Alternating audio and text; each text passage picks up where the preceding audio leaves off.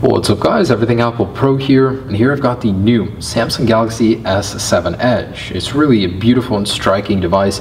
They've changed a lot of things on the outside. It's a lot curvier, smoother, and the finish is different. All in all, it equals out to be quite a beautiful phone. Not only did they make it look better, but they also did add waterproofing. So we're returning to the old golden days of waterproof Samsung phones. The S5 was technically water resistant, not waterproof, but this one has a full IP68 waterproof rating, meaning it can sit in 1.5 meters of water for 30 minutes and come out just fine after taking all of your dolphin photos. So I want to put it to the test with this video. Is this thing really waterproof? Are Samsung's claims true? And as a point of reference, I've got an iPhone 6s Plus here. This thing isn't water resistant or waterproof or anything like that, but as your average smartphone nowadays, I want to see how a regular smartphone compares underwater to a Samsung Galaxy S7 Edge, which is said to be waterproof. So let's go ahead and test these phones, see how they do, if the Galaxy S7 Edge is actually waterproof, and this is just a foot of water, regular tap water here. We're going to set these guys in there and see what happens and if they survive. So here are these beautiful phones, the Samsung Galaxy S7 Edge, the iPhone 6s Plus. I'm not too worried about the S7 Edge. You know, the construction seems solid. It's a lot beefier as they did waterproof it from the inside out instead of just adding rubber seals around it like the S5. You know, I have good faith in Samsung. The S5, which wasn't even waterproof, did so well when I took it underwater. Whew. All right, so let's put these guys to the test. See how long the iPhone 6s Plus compares when it tries to compete on the waterproof level. Here we go. Whew. 3, 2, 1. All right, so we're gonna let them soak, and got the Galaxy S7 Edge on the left, the iPhone 6s Plus on the right. Let's give them a few minutes here, and if they do survive, what I really want to see is what still works and what doesn't. A lot of people test if it survives or not, but the next day it stops working, you know, like ports stop working. And let's put this all to the test and see how they do. So Galaxy S7 Edge just connected to a network underwater. Otherwise the 6s Plus just lost service. I don't know. They still look good. All right, so we're approaching 3 minutes right now, so I'm gonna go ahead and pull them out and see how they're doing. Usually, someone, if they drop their phone in the water, they're not gonna leave it there unless they want to intentionally record underwater. So at 3 minutes here, let's pull them out real quick. And we'll go ahead and pause on this guy. All right, so both seem to be working just fine. Both displays still work. It's like you could almost say the 6s Plus is waterproof, but we know that's not the case. It's only a matter of time. But both seem to be doing pretty good. I'm impressed. All right. So in they go again. All right, in the phones go again. Let's go ahead and start this timer again. And this time we'll leave them in for a longer amount of time. Let them really soak up in there, but I'm actually surprised. The iPhone is doing okay, not showing any signs of water damage yet. The last one we tested didn't do very well. Maybe it was the iOS 9.2.1 update did something different, we'll see. But you know, about a foot of water in here, good amount of depth in there. Let's see how it really does. Now what's really cool about the S7 Edge and S7 is that they actually have a cooler inside of them. It's rocket technology, so there's a liquid that turns to gas and vice versa depending on how hot or cold the phone is, and I thought that was quite incredible. Something that's used for space travel is being used in a phone nowadays. And what's also cool is the way that Samsung made the Galaxy S7 waterproof is they did it from the inside out. Instead of just sealing up the ports, they sealed off the entire phone. They used a new technology to do so. And this thing, you know, it's already proving to be quite the waterproof phone, and something I wouldn't worry twice about taking to the beach or to any, you know, body of water. Now we don't know what kind of difference a saltwater would do. Maybe that's a future test itself, but I'm curious to see what it would take to completely destroy this thing in the water, how far, how deep you'd have to go. But you know, in a regular foot of water, still doing good, both of them, the iPhone and the Samsung Galaxy S7 Edge. So we're approaching 5 minutes here, still doing good. Let's keep going and take it to 10 minutes, 15. And as far as other phones go that we've tested, probably the best one, the iPhone 6, then the 6S, then the Galaxy S6. They all did pretty good, but let's keep going and see how these do. Just to give you guys a perspective, here it is in the water, the iPhone 6s Plus and Galaxy S7 Edge. So we've got a good amount of water on top of them.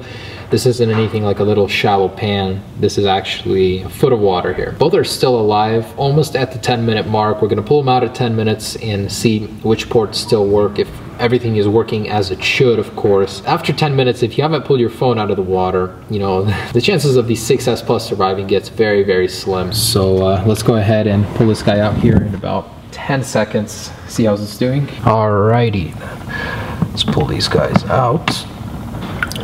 So here is the Samsung Galaxy S7 Edge and the iPhone 6s Plus. Both alive as far as I can tell. Display is working. Home button's working. I am amazed. What the heck? This guy seems to be working okay. So let's test the speakers, see if we can get some audio out of them. That is really, really quiet. That is seemingly too quiet.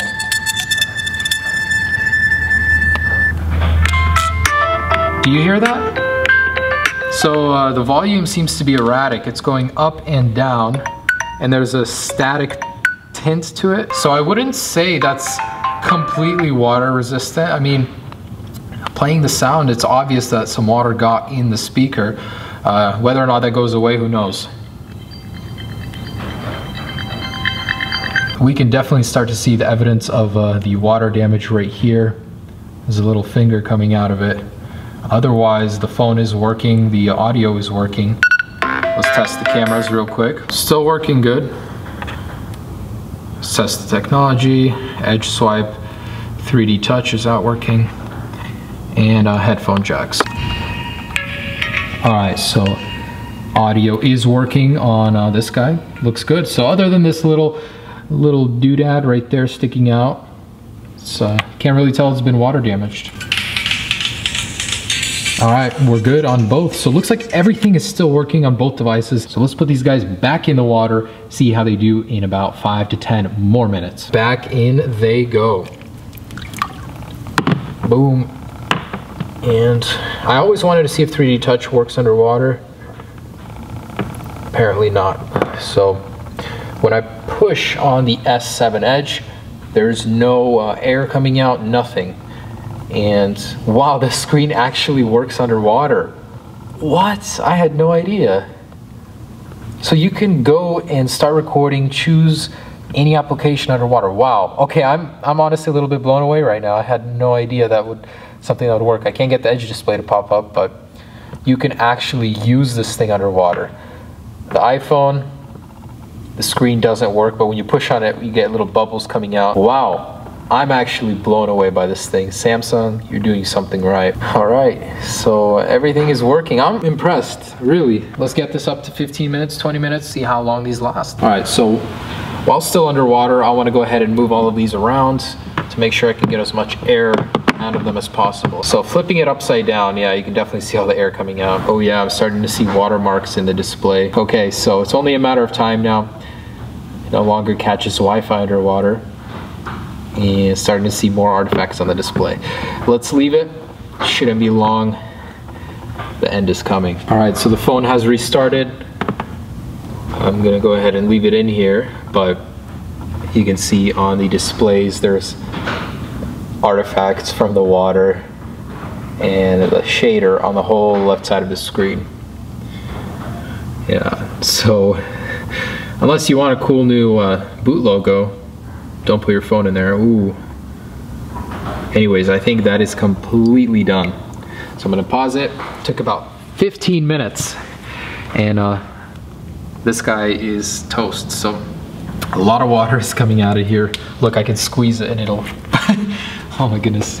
Nice new water gun for you coming out of the side. Oh my goodness, that's a lot of water.